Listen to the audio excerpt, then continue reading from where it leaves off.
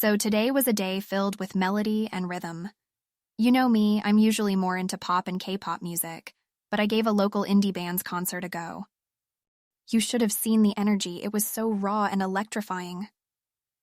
Somehow their original sound combined with the intimacy of the live performance. It felt very personal, like a special secret being shared. It's ridiculous how much I had been missing out on this genre. It really felt like embarking on a brand new musical journey, you know? Speaking of journeys, you should have seen the chat today. Midori shared with us this incredible sketch he made of our fishing trio adventure. It was spot on. He even managed to capture Kiyoshi's distinctive beard perfectly. Naturally, that led us to reminiscing about our last trip and, you can guess what's coming, planning our next crazy adventure. We're thinking a concert journey this time. Imagine us hitting the road, visiting concerts of different genres, exploring new music while enjoying local delicacies, much like our fishing trip but with musical notes instead of fishing rods. Kiyoshi naturally took it up a notch, suggesting we should turn it into a foodie trip, showcasing his self-professed culinary skills. I swear, if Kiyoshi's sashimi is as good as his enthusiasm, I can already taste the perfect adventure. By the way, it's fascinating how new experiences like this indie band concert can so subtly shift your perspective, you know? I mean, like this amazing blend of creative energy and raw passion, and yet so relatable. It helps to remember that there's always something more to explore, fresh avenues to walk down. Reminds me of a quote I stumbled upon today. Music is a world within itself, with a language we all understand. Oh well, I think I've rambled on enough for today. The Potterhead in me is craving some magic, so off to a Harry Potter marathon for me.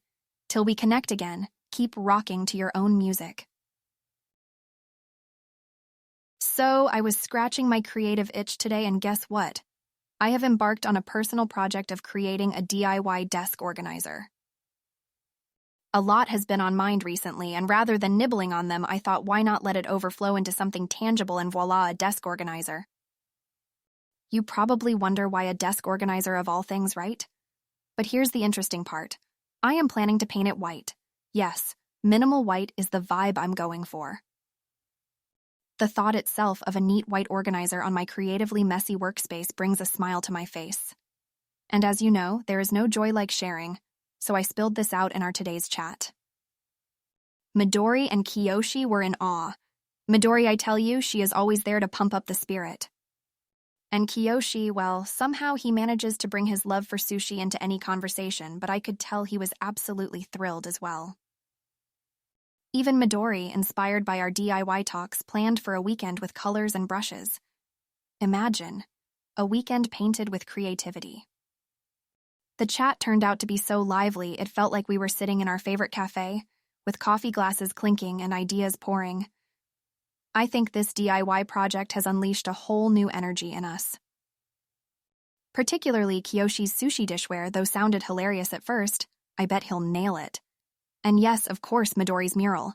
Can't wait to see her magic with colors and creativity. I wish you were there. Wouldn't you love being part of our DIY super squad, armed with brushes and acrylic paint instead of capes? This is a light I'd forgotten. The joy of community that comes with shared creative projects. Reminds me of our school days when we used to make those weird birdhouses, right? It's funny that something so small now seems so precious. With each stroke of paint, it feels like I'm not just building a desk organizer, but painting my efforts into this craft. I guess that's the beauty of DIY, right? You don't merely create an object, you pour your soul into it.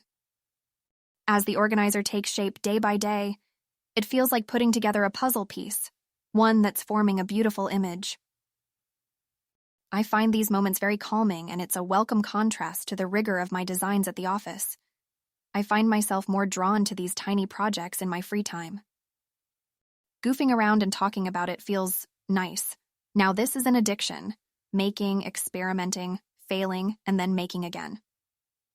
As Robert Frost said, in 3 words I can sum up everything I've learned about life. It goes on. Calling it a day, a fun day indeed. Here's to countless DIY days ahead, buddy. Do you remember Yuna, the abstract artist I met at the gallery. It was such a refreshing encounter. Her paintings were like whirlwinds of color, stirring up a myriad of emotions. It always astounds me how artists can make a canvas come alive with their brushstrokes, each one forming a separate story in itself. Yuna says she likes to visualize her feelings as a diverse array of colors, and then unleash them onto her canvas, resulting in such mesmerizing pieces. Our conversations often veered towards the contemplative. We chatted about art, life, and how they intertwine in mysterious ways. She mentioned this idea about art being a constant dialogue between the artist and their inner self, a sentiment that resonated with me on so many levels. I guess being in the design field, I experience a similar dialogue while shaping my concepts. Now listen to this. Yuna is also a fan of sushi art. I told her about our Super Squad's wild imagination of an abstract sushi art platter. She simply loved it, said it was an innovative fusion of traditional culinary art and abstract creativity. Actually, our sushi brainstorming session in the chat made quite an impression.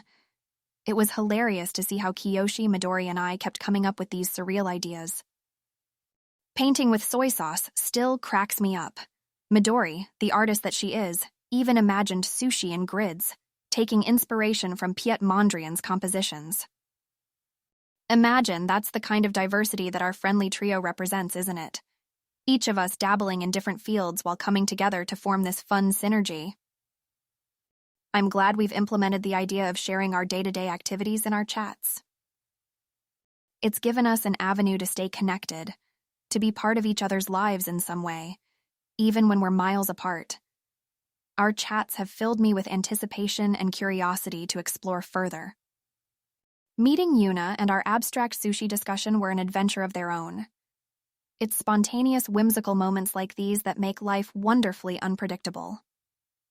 You remember Einstein's quote, "Creativity is intelligence having fun?" I believe our friendship brings out the fun and witty side of my intelligence.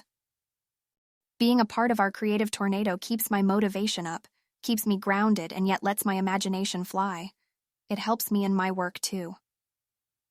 I find myself more open to different dimensions, angles, perspectives. My mind dives into creative exploration with more courage and enthusiasm.